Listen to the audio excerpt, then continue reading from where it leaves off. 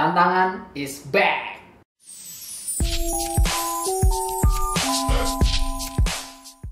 Halo guys, gue Tira dari Tangan Belang.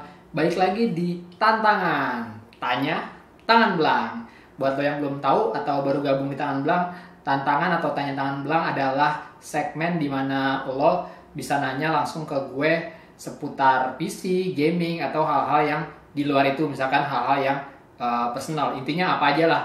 Lo bisa nanya melalui SFM, YouTube komen, di fanpage atau apapun.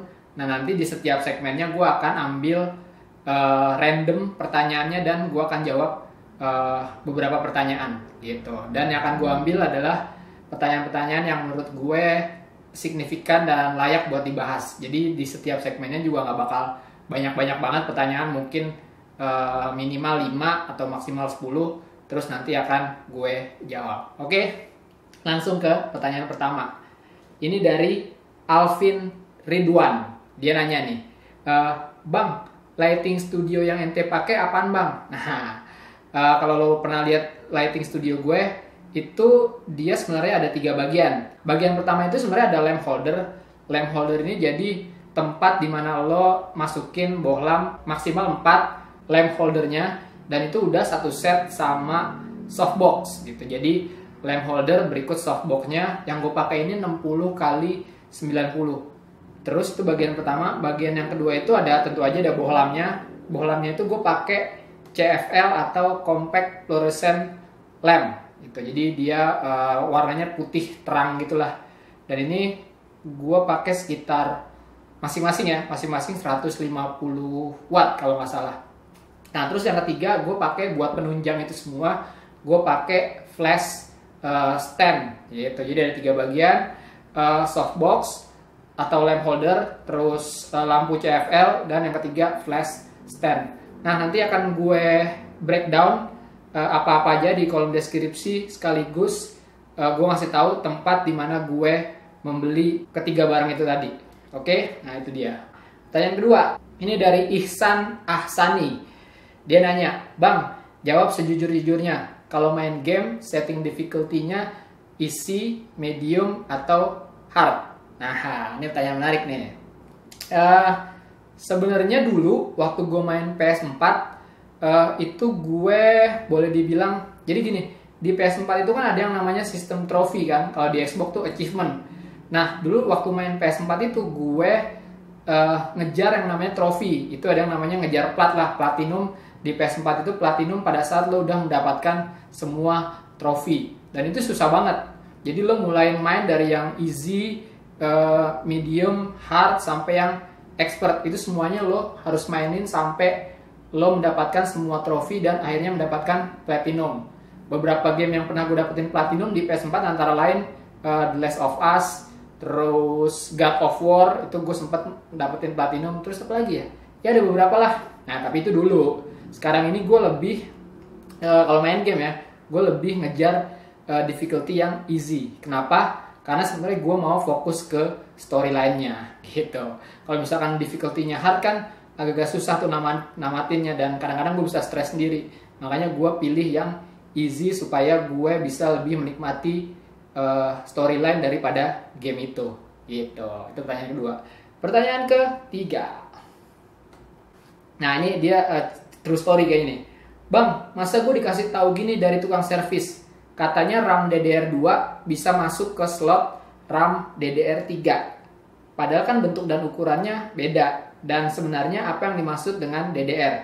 Jawab di video ya bang, thanks. Ini dari Givari Aulia. Nah ini tentang RAM dan DDR ya.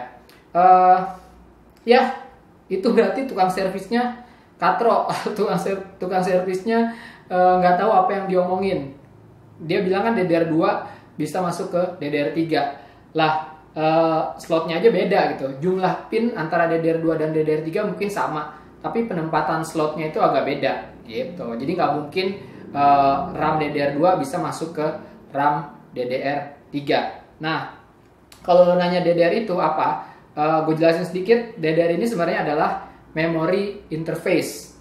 Memory interface singkatannya double data rate. Nah, double data rate. Jadi artinya apa? Double kan artinya dua atau ganda. Nah, jadi dalam setiap kali kerja atau yang namanya cycle itu dia mentransfer dua atau double data sekaligus gitu. Jadi pada saat RAM itu mentransfer data ke prosesor, itu sekali transfer dia dua bagian gitu, dua chunk gitu. Itu makanya namanya double data rate. Kalau yang sebelumnya namanya single data rate, jadi cuma satu. Nah, sekarang teknologinya berkembang, dia dinamain double data rate. Sekali ngirim data dua. Nah, ngaruhnya kemana? Ya tentu aja ke speed atau kecepatan RAM. Nah, misalkan RAM lo speednya 1600, biasanya suka ada bacaan itu 1600. Nah, berarti dibagi dua aja, 1600 ya kira-kira 800 lah, 800 MHz. Jadi sekali dia mentransfer data, dia mentransfer 2 kali 800 MHz. Semakin tinggi speednya, semakin cepat RAM lo, gitu.